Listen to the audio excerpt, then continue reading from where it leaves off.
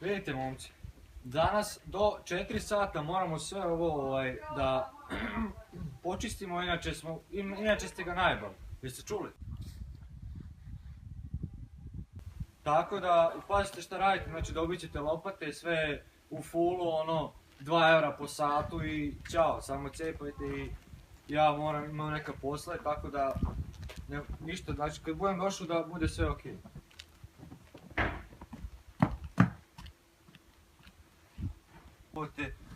Te jebo. Čuti, radi svoj posao. Šta je pičko bre? Ti razbijem njonju, a sad? A majku, ti radi svoj posao. To je bolje, mi sad džabe 2 mjeseca trenirao džabu. Šta hoćeš sad ti? Sad što čistiš tu, što bacaš snega, a? Šta radite to bre? Šta vam rekao da čistite jebe na sunce da vam jebe?